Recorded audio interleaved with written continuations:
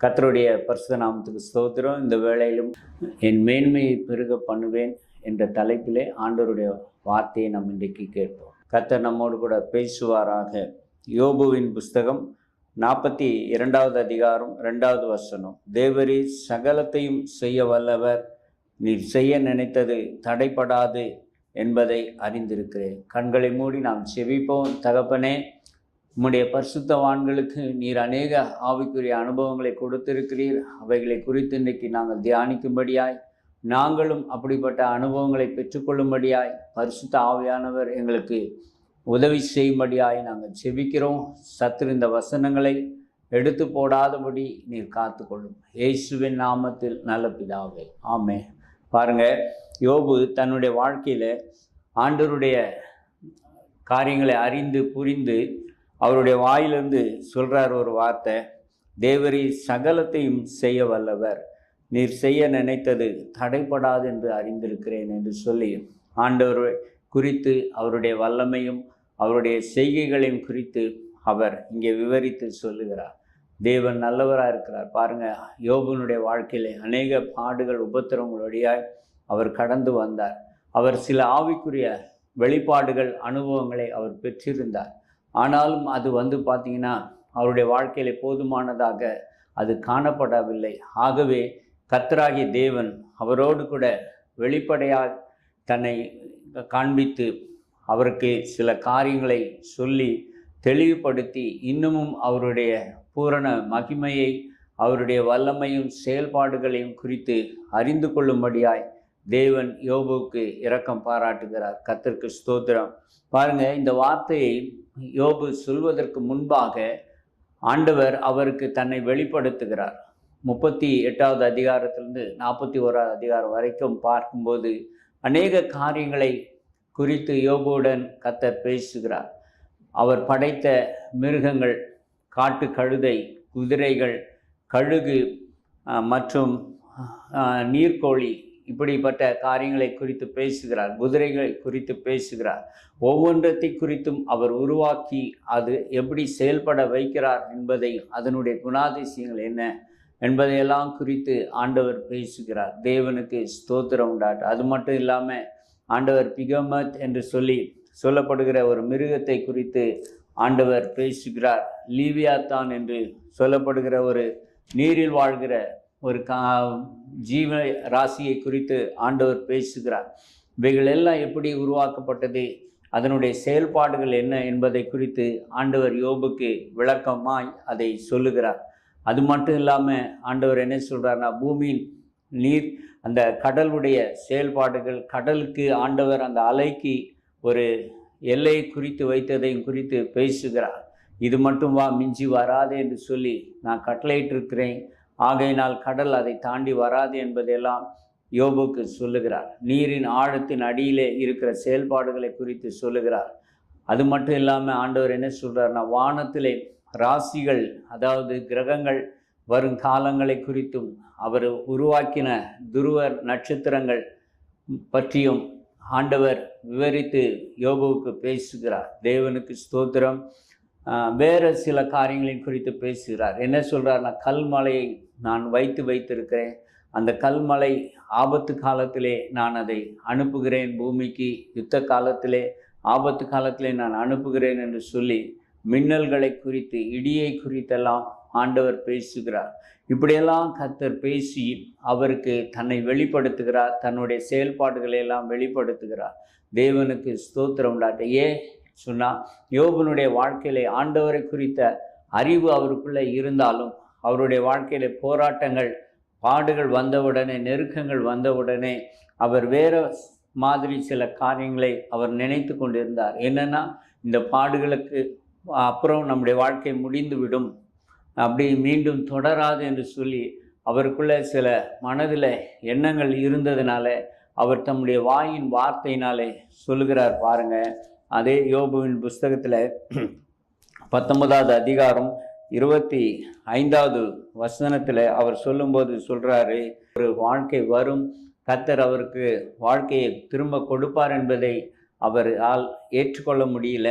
ஆனால் அவருடைய சிந்தைகள் எப்படி இருந்ததுன்னா, கடைசி நாளில் நான் அவரை காண்பேன் என்று சொல்லுகிறார். அதோட இந்த பாடுகளோடு கூட தன்னுடைய வாழ்க்கை முடிந்துடும், இனிமேல் நம்ம பூமியில் வாழ மாட்டோம் என்று சொல்லி யோபு நினைத்தபடினாலே இந்த வார்த்தையை சொல்லுகிறார். தேவனுக்கு ஸ்தோத்திரம் உண்டாற்றும். அடுத்தது பாருங்க, இந்த 26வது வசனத்துல, இந்த என் தோல் முதலானவை அழுகி போன பின்பு நான் என் மாம்சத்தில் இருந்து தேவனை பார்ப்பேன். நான் முற்றிலுமாய் அழிக்கப்பட்டு போவேன், அழிந்து போனாலும் மறுபடியும் என்னை ஆண்டவரை நான் சந்திப்பேன், உயிர்த்தெழுதல் எனக்கு உண்டு என்று சொல்லி அவர் விசுவாசித்து இந்த வாழ்க்கையை குறித்து அவர் நினைக்கும் போதெல்லாம் இதெல்லாம் முடிவு பெறப்போகிறது என்பதை அவர் நினைச்சிட்டு இந்த காரியத்தை எல்லாம் சொல்றார். அடுத்தது 27வது வசனத்துல சொல்றாரு, அவரை நானே பார்ப்பேன், அந்நிய கண்கள் அல்ல, என் கண்களே அவரை காணும் என்று சொல்றார். நான் என்னுடைய சொந்த கண்களில் அவரை நான் பார்ப்பேன். எப்பொழுது? கடைசி நாளிலே அவர் பூமியின் மேலே நிற்கும்போது நான் அவரை பார்ப்பேன் என்று சொல்லி அந்த விசுவாசத்தை அறிக்கையிட்டாலும், ஆனாலும் அவருடைய எண்ணங்கள் எப்படி இருக்குதுன்னு சொன்னால் தேவனுடைய எண்ணங்களுக்கும் மாறுபாடாக இருக்கிறது. இதோட தன்னுடைய வாழ்க்கை முடிந்திடும், இந்த பூமியில் அவர் முடிந்து கடந்து போகிறார் என்று சொல்லி நினைத்து இந்த வார்த்தையெல்லாம் சொல்றார். இந்த வாஞ்சையினாலே நான் அவரை சந்திப்பேன், எப்படி அவரை சந்திப்பேன் என்ற வாஞ்சையினாலே என் உள்ளந்திரியங்கள் எனக்குள் சோர்ந்து போகிறது. என் மனசில் அந்த எண்ணங்கள் இருக்குது, விசுவாசங்கள் இருக்குது. கடைசி நாட்களிலே அவர் பூமியின் மேலே நிற்பார், நான் என் சொந்த கண்ணில் பார்ப்பேன். இந்த சரீரமெல்லாம் அழுகி இப்பொழுது பூமிக்குள்ளே போனாலும் மறுபடியும் அவர் வரும்போது அந்த சரீரமெல்லாம் மாற்றி அமைக்கப்பட்டு என் சொந்த கண்ணில் நான் காண்பேன் என்று சொல்லுகிறார். கர்த்தருக்கு ஸ்தோத்திரம். இப்படிப்பட்ட அவர் வெளிப்பாடுகள் இருந்தாலும் இப்பொழுதே நமக்கு இவையெல்லாம் மாறிவிடும் என்று சொல்லி அவர் நினைக்கவே இல்லை. காரணம், அவர் சரீரத்திலே காணப்பட்ட அந்த பருக்களினால் வந்த வேதனைகள் சரீரம் முழுக்க. அவர் ஒரு இடத்துல சொல்லும்போது தோல் மட்டும்தான் இருக்குது, எலும்போடு கூட ஒட்டி இருக்குது. அந்த அளவுக்கு அவர் மெலிந்து போயிருக்கிறார். கர்த்தருக்கு ஸ்தோத்திரம். அவருடைய சரீரம் அந்த புண்களினால் பருக்களினால் அவருடைய சரீரம் மெலிந்து போக பண்ணிற்று. கர்த்தருக்கு ஸ்தோத்திரம்.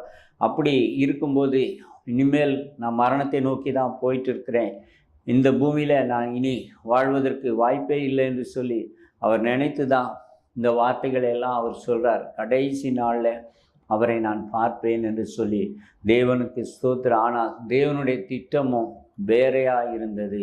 ஆகவே தான் அதை புரிந்து கொள்ளும்படியாய், அவர் அறிந்து கொள்ளும்படியாய் ஆண்டவர் அந்த காரியத்தையெல்லாம், தன்னுடைய படைப்பினுடைய காரியத்தையெல்லாம் அவர் வெளிப்படுத்தி ஒவ்வொன்றும் தன்னுடைய ஆணைக்கிணங்க தன்னுடைய வல்லமையின்படி எப்படியெல்லாம் அது செயல்படுகிறது என்பதை குறித்து ஆண்டவர் பூமியில் இருக்கிற மிருகங்கள், கடலில் இருக்கிற படைப்புகள், பூமி எப்படி செயல்படுகிறது, வானத்தில் இருக்கிற காரியங்கள் எப்படி செயல்படுகிறது என்பதையெல்லாம் விவரித்து பேசுகிறார். ஹல்லேலூயா. அதனுடைய நோக்கம் என்ன? நான் இவ்வளவு காரியங்களை படைத்து இவ்வளவு விஷயங்களை நான் செயல்படுத்தி கொண்டே இருக்கிறேன். ஆகையினால உன் வாழ்க்கையில் நான் மாற்றத்தை ஏற்படுத்த என்னால் முடியும் என்பதை அவர் மறைமுகமாய் யோபுக்கு வெளிப்படுத்தி கொடுக்கிறார். கர்த்தருக்கு ஸ்தோத்திரம். ஆண்டவர் செய்த கிரியைகளையெல்லாம் அவர் நினச்சி தன்னுடைய வாழ்க்கையிலே சில வெளிப்பாடுகளை அவர் பெற்றிருந்தாலும் தன்னுடைய வாழ்க்கையில ஒரு மறுமலர்ச்சி வரும், மறு வாழ்க்கையை தேவன் ஏற்படுத்துவார் என்ற ஒரு நம்பிக்கை இல்லாமல் தான் இந்த வார்த்தைகள் எல்லாம் சொல்கிறார். கடைசி நாளில் என் மீட்பரை நான் பார்ப்பேன், அவர் உயிரோடு கூட இருக்கிறார் என்று சொல்லி விசுவாசத்தில் சொல்லுகிறார். அவருக்கு கிடைச்ச வெளிப்பாடில் இந்த சரீரம் முழுக்க அழிந்து போனாலும் மறுபடியும் ஒரு சரீரம் எனக்கு ஆண்டவர் கொடுப்பார், என்னுடைய சொந்த கண்ணில் அவரை நான் காண்பேன் என்று சொல்லி அங்கே அறிக்கை எடுக்கிறார். தேவனுக்கு ஸ்தோத்திரம் உண்டாற்ற. இன்னொரு இடத்துல பாருங்கள், அதே யோபுவின் புஸ்தகம் 23வது அதிகாரம் 10வது வசனத்தில் அவர் சொல்லும்போது சொல்கிறாரு, ஆனாலும் நான் போகும் வழியை அவர் அறிவார், அவர் என்னை சோதித்த பின் நான் பொன்னாக விளங்குவேன். நான் ஒரு வழியில் போயிட்டுருக்கிறேன், அது நீதியின் வழி, தேவனுக்கு பிரியமான ஒரு வழியில் நான் கடந்து போயிட்டே இருக்கிறேன். ஆனாலும் அவர் என்னை சோதித்த பின்பு நான் பொன்னாக விளங்குவேன், நான் குற்றமற்றவனாக அவருடைய பார்வையிலே காணப்படுவேன். இந்த உபத்திரவங்கள் வழியாக, பாடுகள் வழியாக நான் கடந்து போனாலும் நான் குற்றமற்றவனாக இருக்க பிரயாசப்படுகிறேன் என்று சொல்லி யோபு தன்னை குறித்து சொல்லுகிறார். ஹல்லேலூயா, தேவனுக்கு ஸ்தோத்திரம். அவர் மறு வாழ்க்கையை குறித்து தான் பேசுகிறார். நான் போயிட்டே இருக்கிறேன், என் வாழ்க்கை நாட்கள் கடந்து கொண்டே இருக்கிறது, ஆனாலும் அவர் சோதிக்கிறார் என்பதை நான் அறிந்திருக்கிறேன். அந்த நாட்களிலே நான் எப்படி விளங்குவேன்? பொன்னாக விளங்குவேன். ஒரு குற்றமும் நான் செய்யாதபடிக்கு இப்படிப்பட்ட இக்கட்டான சூழ்நிலையிலும் நான் என்னை பரிசுத்தமாய் உண்மையுள்ளவனாய் நான் காத்து கொள்வேன். தேவனுக்கு முன்பாக நீதிமானாக என்னை நான் நிறுத்துவேன் என்று சொல்லி அங்கே அறிக்கை எடுக்கிறார். கர்த்தருக்கு ஸ்தோத்திரம் உண்டாட்டும். ஏன்னா முடிவு வரப்போகுது, நம்ம வாழ்க்கை முடிந்து போக போகுது என்ற எண்ணத்திலே யோபு இப்படிப்பட்ட காரியங்களை பேசி கொண்டிருக்கிறார். ஆனால் தேவனுடைய எண்ணங்களும் தேவனுடைய செயல்பாடுகளும் வித்தியாசமாக இருந்தது. ஆகவே தான் அந்த 4 அதிகாரத்தில் அவருக்கு வெளிப்படுத்தி பேசுகிறார். தன்னுடைய செயல்பாடுகளை எல்லாவற்றையும் குறித்து கர்த்தர் பேசும்போது தான் அவருக்குள்ளே ஒரு வெளிச்சம் வருது. என்ன வெளிச்சம் வருது? தேவரீர், நீர் செய்ய நினைத்தது தடைப்படாது. இவ்வளவு காரியங்களை நீங்கள் செஞ்சுட்டே இருக்கிறீங்கப்பா. எந்த காரியமும் உங்களை தடுக்க முடியாது, எந்த ஒரு வல்லமையும் உங்களை நிறுத்த முடியாது என்பதை நான் அறிந்திருக்கிறேன். நீர் சகலத்தையும் செய்ய வல்லவர். ஹல்லேலூயா, கர்த்தர் நல்லவராக இருக்கிறார். பாருங்க, சகலத்தையும் செய்ய வல்லவர் என்பதை நான் அறிந்திருக்கிறேன்னு சொல்லி அங்கே ஒரு வெளிச்சத்தோடு கூட சொல்கிறார். தேவனுக்கு ஸ்தோத்திரம். தேவன் தன்னை சந்திக்கிறார், தன்னோடு கூட இவ்வளவு மகத்துவமான காரியங்களை, மகிமையான காரியங்களை பேசுவார் என்றால் அதுக்குள் பின்னாடி ஏதோ ஒரு காரியம் இருக்குது என்பதை யோபு அங்கு அறிந்து கொண்டார். தன் வழியை குறித்து தேவன் வேறு ஒரு திட்டத்தை வைத்திருக்கிறார் என்பதை குறித்து அவர் அறிந்து கொண்டதுனால தான் சொல்கிறாரு, என் வாழ்க்கையில் எப்படி ஒரு மாற்றம் வருமோ, என்ன நீங்கள் செய்ய போகிறீங்களோ தெரியாது, ஆனால் உங்களால் எல்லாவற்றையும் செய்ய முடியும், நீங்கள் செய்யணும்னு நினச்சா அது தடைப்படாதுன்னு சொல்லி ஆண்டவருடைய வல்லமை குறித்து, ஆண்டவருடைய கிருபையை குறித்து அவர் கன்ஃபஸ் பண்ணி பேசுகிறார். கர்த்தருக்கு ஸ்தோத்திரம். நமக்கெல்லாம் தெரியும். அதற்கப்புறம் ஆண்டவர் அவரை 2 மடங்கு ஆசீர்வதித்து ஆயுசு நாட்களை கர்த்தர் கூட்டி கொடுத்து இன்னும் பிள்ளைகளை காணும்படியாய் செய்தார். தேவனுக்கு மகிமை உண்டாகட்டும். பாருங்க, யோபு பூரண வயது உள்ளவனாக மரித்தான். ஆண்டவர் அவனை அபரிதமாய் ஆசீர்வதித்து உயர்த்தினார். தேவனுக்கு ஸ்தோத்திரம். நம்முடைய வாழ்க்கையிலும் கூட சில காரியங்களை நம்ம திட்டம் பண்ணுகிறோம். இப்படி தான் நம்ம வழி போக போகுது, இப்படி தான் முடிய போகுது, இனி இதுக்கப்புறம் வேற ஒரு காரியம் இல்லைன்னு சொல்லி நம்ம நினைக்கிறோம். ஆனால் ஆண்டவர் நம்முடைய முடிவு வருகிற போல இருக்கிற அந்த காரியத்திலேருந்து ஒரு புதிய துவக்கத்தை கர்த்தர் கொடுப்பதற்கு அவர் வல்லமை உள்ளவராயிருக்கிறார். ஹல்லேலூயா. அவர் சகலத்தையும் செய்ய வல்லவராயிருக்கிறார். அவர் செய்யணும்னு நினைத்தது தடைப்படாது. தேவன் நல்லவராக இருக்கிறார். பாருங்க, யோபனுடைய வாழ்க்கையில் அவர் ஒரு பாதையை நினச்சிட்டு இருந்தார். இந்த சரீரெல்லாம் போயிடுச்சு, ஒன்றுமே இல்லை, இனிமேல் நம்ம மண்ணுக்குள்ளே தான் போக போகிறோம், ஒரு மறுவாழ்வு இல்லை என்று சொல்லி எல்லாருக்கும் முன்பாக வேதனையோடு கூட தான் நம்ம கடக்க போகிறோம்னு நினச்சிட்டார். நண்பர்கள் எல்லாம் வெறுத்துட்டாங்க, உறவினர் விலகி போனார்கள், வேலைக்காரர்கள் கூட அவரை மதிக்கவில்லை. அவர்களுடைய மனைவியோ நீ தேவனை தூஷித்து ஜீவனை விடும் என்று சொல்லி அவமதிக்கிறாங்க. இப்படிப்பட்ட சூழ்நிலையில் இனி நமக்கு ஒரு வாழ்க்கை இல்லை என்று சொல்லி அவர் வேதனையோடு கூட உச்சரித்த வார்த்தைகளை எல்லாம் தேவன் கவனித்து கொண்டே இருந்தார். ஹல்லேலூயா. ஆண்டவருக்கு மகிமை உண்டாகட்டும். கர்த்தர் சொன்னார், நீதிமானுக்கு ஒரு கேடும் வராது என்று சொல்லி. ஹல்லேலூயா.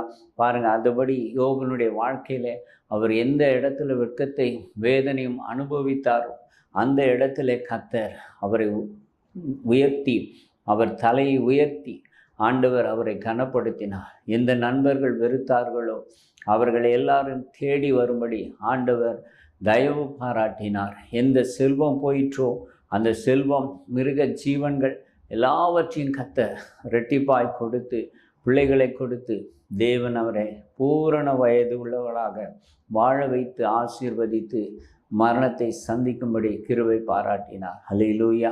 நம்முடைய வாழ்க்கையிலும் கூட சரி, நமக்கு சில இக்கட்டான சூழ்நிலைகள் நெருக்கங்கள் வரும்போது, அவமானங்கள் வரும்போது, கண்ணீர் வடிக்கும்போது, அவ்வளோதான் நம்முடைய வாழ்க்கை இதோடு முடிஞ்சு போச்சு என்று சொல்லி நம்ம நினைக்கிறோம். ஆண்டவர் நம்மை இந்த வழியாக கடந்து போய் வாழ்க்கையை முடிக்க வைத்திருவார்னு நினைக்கிறோம். இல்லவே இல்லை. நமக்கென்று சொல்லி ஒரு மறுவாழ்வை ஆண்டவர் வைத்திருக்கிறார். தேவன் நல்லவராக இருக்கிறார். கர்த்தருக்கு ஸ்தோத்திரம்.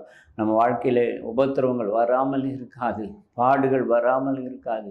ஆனால் அதன் மத்தியிலும் தேவன் நம்முடைய காரியங்களையெல்லாம் அவர் கண்ணோக்கி கொண்டே இருக்கிறார். நமக்கு அவர் உதவி செய்கிறவராக இருக்கிறார். நம்முடைய தேவைகளையெல்லாம் அவர் சந்திக்கிறவராக இருக்கிறார். பாருங்கள், என்னுடைய வாழ்க்கையில் 2014 அக்டோபர் மாதம் 18 இந்த வலது காலுடைய பக்கம் அந்த ஃப்ளோ பால் என்று சொல்லப்படுகிற அந்த காரியம் உடைந்து விட்டது. உடைந்து படுக்கையிலே தான் இருக்கணும்னு சொல்லி டாக்டர் சொல்லிட்டார். 48 நாள் அப்படியே இருக்கணும், காலை அசைக்கக்கூடாது. பயங்கரமான ஒரு வேதனையான சூழ்நிலை. பிள்ளைகள்லாம் படிச்சுட்டு இருக்கிறாங்க.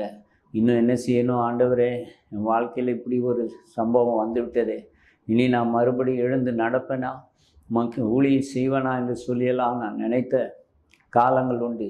ஆண்டவர் கிருபையாக இறங்கி நிறைய தம்முடைய தாசர்களை அனுப்பி எனக்காக ஆறுதல் படுத்தி அநேகர் வந்து ஜெபம் பண்ணாங்க, உதவி செய்தாங்க. ஆண்டவர் பெரிய காரியங்களை செய்ய ஆரம்பித்தார். தேவனுக்கு ஸ்தோத்திரம். ஒரு சகோதரி வந்து அவருடைய ஆண்டவர் அவளுக்கு கொடுத்த வெளிப்பாடை சொன்னாங்க. ஒரு காயப்பட்ட கரம் வந்து உங்களுடைய உடைந்த அந்த எலும்புகளை குணமாக்குறது என்று சொல்லி. ஆண்டவருக்கு ஸ்தோத்திரம். பாருங்கள், கர்த்தர் நம்மேலே கண்ணோக்கமாக இருக்கிறார். அவர் மகத்துவமுள்ள ஒரு தேவன், அவர் கிருபை நிறைந்த ஒரு தேவன். ஒரு நாள் அவருடைய இரக்கங்கள் முடிவடைவதே இல்லை.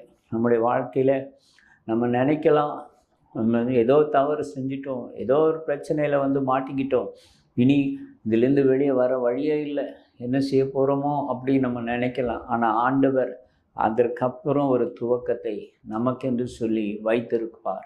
அல்லேலூயா. யோபனுடைய வாழ்க்கையில் ஆண்டவர் பாருங்கள், அவர் எல்லா வார்த்தைகளிலும் முடிஞ்சு போச்சு அப்படின்னு நினைக்கிறார். கடைசி காலத்தில் ஆண்டவரை சந்திப்பேன் என்று நினைக்கிறார். ஆனால் ஆண்டவர் அப்படி இல்லை. இப்பொழுதே நீ என்னை சந்திப்பாய், நான் உன்னை சந்திப்பேன் என்று சொல்லி கர்த்தர் அவரோடு கூட பேசுகிறார். பாருங்கள், காரியத்தை குறித்து சொல்லுகிறார். யோபு 42வது அதிகாரம் 5வது வசனத்தில், என் காதினால் உம்மை குறித்து கேள்விப்பட்டேன், இப்பொழுதோ என் கண் உம்மை காண்கிறது. அவர் நினைச்சார் கடைசி நாட்களிலே தான் பூமியின் மேலே கர்த்தர் நிற்பார், நான் சந்திக்க போகிறேன்னு சொல்லி அவர் அறிக்கையிட்டார். ஆனால் தேவனுடைய திட்டமோ தேவனுடைய அன்போ அது அளவற்றதாக இருந்தது. ஆகவே தான் அப்போவே ஆண்டவர் அவருக்கு வெளிப்படுத்துகிறார். அது சொல்கிறார், என் காதினால் உம்மை குறித்து நான் கேள்விப்பட்ட ஆண்டவரே, இப்பொழுதோ என் கண் கண்டு இருக்கிறது. இவ்வளவு சீக்கிரம் நான் உங்களை பார்ப்பேன் நான் நினைக்கல. இவ்வளவு சீக்கிரம் என் வாழ்க்கையில் ஒரு விடுதலை உண்டாகும், மாற்றம் வரும் என்று சொல்லி நான் நினைக்கல. எல்லாம் முடிஞ்சு போயிடுச்சு, அவ்வளோதான் நான் நினச்சேன். ஆனால் எனக்கு ஒரு புது வாழ்க்கையை கொடுக்கும்படி இறங்கி வந்து என்னோடு கூட பேசி என் விசுவாசத்தை பலப்படுத்தினீங்களப்பா. எனக்கு இன்னும் வெளிப்பாடுகளை கொடுத்து நீங்கள் எப்படிப்பட்டவர் என்பதை வெளிப்படுத்தினீங்களேன்னு சொல்லி யோபு அங்கே சந்தோஷப்படுகிறார். அல்லேலூயா. தேவனுக்கு ஸ்தோத்திரம். இப்பொழுதோ என் கண்கள் உம்மை கண்டது. அவருக்கு விசுவாசமே இல்லை. கடைசி நாட்களில் தான் ஆண்டவரை நம்ம சந்திக்க போகிறோம், ஆண்டவரை நம்மை சந்திப்பார் என்று சொல்லி எல்லாம் முடிஞ்சிடுச்சின்னு நினச்சி அவர் வார்த்தையிலே சொல்லுகிறார். ஆனால் கர்த்தருடைய செயல்பாடோ வித்தியாசமாக இருந்தது. அப்பொழுதே யோபுவோடு கூட பேசுகிறார். அப்பொழுதே தன்னை யோபுவுக்கு வெளிப்படுத்தி அந்த யோபுவை தைரியப்படுத்துகிறார். கர்த்தருக்கு ஸ்தோத்திரம்.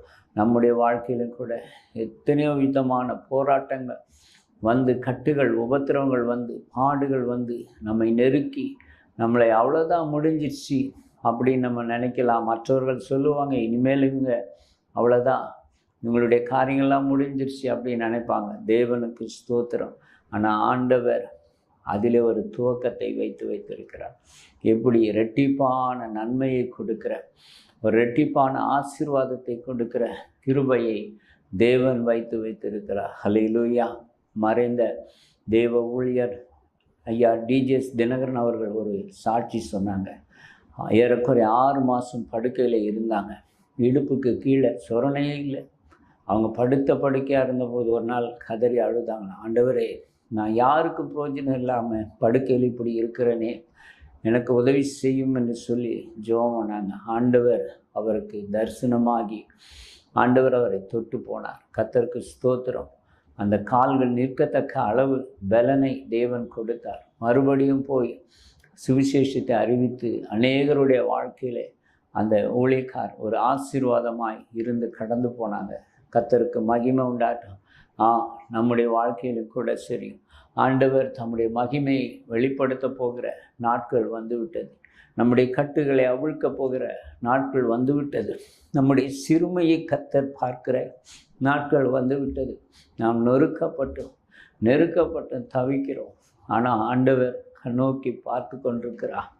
இல்லை மகனே, இல்லை மகளே, இதுக்கப்புறம் தான் உனக்கு ஒரு புதிய மேன்மையான ஒரு வாழ்க்கையை நான் வைத்திருக்கிறேன் என்று சொல்லி ஆண்டவர் சொல்லுகிறார். பாருங்கள், 71வது சங்கீதம் 20வது வசனம். அநேக இக்கட்டுகளையும் ஆபத்துகளையும் காணும்படி செய்த என்னை நீர் திரும்பவும் உயிர்ப்பித்து திரும்பவும் என்னை பூமியின் பாதாளங்களில் இருந்து ஏற பண்ணுவீர். அல்லேலூயா. தேவனுக்கு ஸ்தோத்திரம். நம்முடைய வாழ்க்கையில் இப்படிப்பட்ட ஒரு விசுவாசம் நமக்கு வேண்டியதாக இருக்கிறது. அநேக இக்கட்டுகளையும் ஆபத்துகளையும் காணும்படி செய்த நம்மை திரும்பவும் ஆண்டவர் உயிர்ப்பிப்பார். உயிர்ப்பித்து திரும்பவும் நம்மை பூமியின் பாதாளங்களில் இருந்து ஏற பண்ணுவார். அடிமட்டமான ஒரு சூழ்நிலைக்கு உங்கள் வியாபாரத்தை இழந்து, தொழிலை இழந்து, வேலை இழந்து, சரீர சுகத்தை இழந்து, அவ்வளோதான் முடிஞ்சிருச்சு என்று சொல்லி பாதாள அளவுக்கு தரைமட்டமாய் போயிட்டு அப்படின்னு நீங்கள் நினைக்கலாம். ஆனால் ஆண்டவர் அவை எல்லாவற்றிலிருந்து உயர்த்த போகிறார். அல்லேலூயா. தேவனுக்கு ஸ்தோத்திரம். அதை தான் சங்கீதக்காரன் சொல்கிறார், அந்த பாதாளங்களில் இருந்து ஏற பண்ணுகிறீர். ஆண்டவருக்கு மகிமை உண்டாகட்டும். அடுத்த வசனம் சொல்கிறார் பாருங்கள், 21வது வசனம். என் மேன்மையை பெருக பண்ணி என்னை மறுபடியும் தேற்றுவீர். அல்லேலூயா. நம்முடைய வாழ்க்கையில் நம்ம இழந்து போன அத்தனையும் ஆண்டவர் திரும்ப கொடுத்து, சரீர சுகத்தை, குடும்ப உறவுகளை, நண்பர்களை கர்த்தர் கொடுத்து, ஊழியத்தை கொடுத்து, தொழிலை கொடுத்து மேன்மையை பெருக பண்ணுவார். நம்ம இருந்த நிலைமையை காட்டிலும் அதிகமாய் கர்த்தர் உயரும்படி இரக்கம் பாராட்டுவார். எப்படி யோபுக்கு ஆண்டவர் 2 மடங்கு ஆசீர்வதித்து ஆண்டவர் அவரை உயர்த்தினாரோ, அதே போல அடிமட்டமாக இருக்கிற நம்முடைய வாழ்க்கையிலே, நம்முடைய ஊழிய காரியங்களிலே, மற்றவர்கள் மத்தியிலே நம் கேவலமாக அற்பமாக எண்ணப்பட்ட அந்த சூழ்நிலையெல்லாம் தேவன் பார்த்து கொண்டே இருக்கிறார். கர்த்தருக்கு ஸ்தோத்திரம். நம்முடைய மேன்மையை அவர் பெருக பண்ணுகிற தேவனாக இருக்கிறார். அல்லேலூயா. மறுபடியும் ஆண்டவர் என்ன செய்வார்? நம்மை தேற்றுவார். இப்படியே நீ இருக்க மாட்டேன், இப்படியே போராட்டங்களோடு கட்டுகளோடு கூட நீ இருக்க மாட்டேன், நிந்தையோடு அவமானத்தோடு கூட நீ கடந்து போக மாட்டேன். நான் உன் மேன்மையை பெருக பண்ணுவேன். அல்லேலூயா. நான் உன்னை ஆசீர்வதித்து உன்னை தேற்றுவேன் என்று சொல்லி தேவன் தம்முடைய வார்த்தையினால் நம்மை தேற்றுகிறார். கர்த்தருக்கு ஸ்தோத்திரம். நம்முடைய பார்வையில் எல்லாம் முடிஞ்சு போயிடுச்சு நம்ம நினைக்கலாம். ஆனால் ஆண்டவருடைய பார்வையிலே அதுக்கப்புறம் தான் ஒரு புதிய துவக்கமே இருக்கிறது. கர்த்தர் நல்லவராக இருக்கிறார். மேன்மையை பெருக செய்யும்படி அதற்கு முன்பாக அநேக இக்கட்டுகளையும் உபத்திரவங்களையும் அவரே நம்மை காணும்படி செய்கிறார். பாருங்கள், யோசேப்பினுடைய வாழ்க்கையில் அந்த பிரதம மந்திரியாய் வருவதற்கு முன்பாக ஏறக்குறைய 13 ஆண்டுகள் அவருக்கு இக்கட்டான ஒரு சூழ்நிலை, உபத்திரவம், வேதனை நிறைந்த ஒரு சூழ்நிலை. தேவன் மகிமை அடைவாராக. அடிமையாய் போன தேசத்திலே அவன் மேலே தவறான ஒரு பழி சுமத்தப்பட்டது. அந்த இடத்துல அவன் உண்மையாக இருந்தான், தேவனுக்கு பயந்திருந்தான். ஆனாலும் அவன் மேலே வீண் பழி சுமத்தி சிறைச்சாலையில் போட்டாங்க. சிறைச்சாலையில் அந்த சிறைச்சாலை தலைவன் அவனுக்கு ஒரு உயர்வை கொடுத்தான். ஆனாலும் நம்ம ப்ராக்டிக்கலாக சில விஷயங்களை சிந்தித்து பார்த்தா எவ்வளவு பிரச்சனைகளை யோசேப்பு சந்தித்திருப்பார். இவரோ வாலிப பையன். அவர்கிட்ட சிறை கைதிகளை ஒப்பு கொடுத்தா சிறை கைதிகள் எப்படி ஒரு முரட்டாட்டம், ரவுடித்தனம் பண்ணுகிறவங்க, செய்கிறவங்களாக இருப்பாங்க, மற்றவங்களை அடிக்கிறவங்களாக இருப்பாங்க. அவர்களை எல்லாம் இவன் அடக்கி ஒழுங்குபடுத்தி நடத்த வேண்டிய ஒரு பொறுப்பு அங்கே இருந்தது. எவ்வளோ கடினமான ஒரு காரியம். எல்லாம் என்ன சொல்லியிருப்பாங்க, டேய் எந்த நாட்டிலேருந்து வந்து எங்களெல்லாம் துரைத்தனம் பண்ணுறியான்னு சொல்லி அவனை கேள்வி பண்ணியிருப்பாங்க. நீ இவ்வளோண்டு சின்ன பையன், நீ வந்து எனக்கு புத்தி சொல்கிறியான்னு சொல்லி அவனை துன்புறுத்தியிருக்கலாம். ஆனாலும் அந்த காரியங்கள் மத்தியிலும் அவர் பொறுமையாக இருந்தது நிமித்தம் தேவன் அவரை உயர்த்தினார். கர்த்தருக்கு ஸ்தோத்திரம். பாதாளத்தில் இருந்தது போல சிறை வாழ்க்கை இருந்தது, அடிமைத்தன வாழ்க்கை இருந்தது. ஆனாலும் கர்த்தர் தாம் சொன்ன அந்த தரிசனத்தை குறித்த நாளிலே தவறாமல் நிறைவேற்றி யோசேப்பினுடைய வாழ்க்கையில் ஆண்டவர் அவரை மேன்மைப்படுத்தினார். அல்லேலூயா. யாரெல்லாம் அவரை தூக்கி எறிந்தார்களோ, விலை பேசி விற்றார்களோ, அவர்கள் சகோதரர்கள் வந்து அவருடைய கால்களிலே விழும்படி ஆண்டவர் கிருபை பாராட்டினார். எகிப்து மக்களெல்லாம் யோசேப்பை வணங்கும்படி கிருபை பாராட்டினார். நான் விசுவாசிக்கிற எந்த போத்திபார் இவனை கொண்டு போய் பழி சொல்லி சிறைச்சாலையில் போட்டானோ, அந்த போத்திபார் அவன் மனைவியும் கூட வந்து வணங்கும்படி ஆண்டவர் உயர்த்தி வைத்தார். ஹல்லேலூயா. தேவன் நல்லவராக இருக்கிறார். நமக்கு விரோதமான பல சத்துருக்கள் எழும்பி போராடலாம், நம்மளை நிந்தைக்குள்ளாக கொண்டு போகலாம், அவமானத்துக்குள்ளே கொண்டு போகலாம். ஆனால் கர்த்தர் எல்லாவற்றையும் கவனித்து கொண்டே இருக்கிறார். கவனித்து கொண்டிருக்கிற கர்த்தர் ஆண்டவர் நம்மை உயர்த்தி நமக்கு விரோதமாக எழும்பினவர்களை நமக்கு முன்பாக தாழ்த்தி நம்மை மேன்மைப்படுத்துவார். ஹல்லேலூயா. தேவனுக்கு ஸ்தோத்திரம் உண்டாட்டும். பாருங்கள், 138வது சங்கீதம் அங்கே 7வது வசனத்தில் சொல்கிறார், நான் துன்பத்தில் நடுவில் நடந்தாலும் நீர் என்னை உயிர்ப்பிப்பீர், என் சத்துருக்களின் கோபத்துக்கு விரோதமாக வலது கையை நீட்டுவீர், மது வலது கரம் என்னை ரட்சிக்கும். பாருங்கள், ஆண்டவருக்கு ஸ்தோத்திரம். நம்ம துன்பத்தின் பாதையில் நடந்தாலும் ஆண்டவர் நம்மை உயிர்ப்பிக்கிறவராக இருக்கிறார். தேவனுக்கு ஸ்தோத்திரம். மனுஷர்கள் நெருக்கலாம், மனுஷர்கள் ஒடுக்கலாம், சிறுமைப்படுத்தலாம், நம்ம தவிக்கலாம், தவிக்கலாம். ஆனாலும் ஆண்டவர் நம்மளை என்ன செய்வார்? உயிர்ப்பிக்கிறவராக இருக்கிறார்.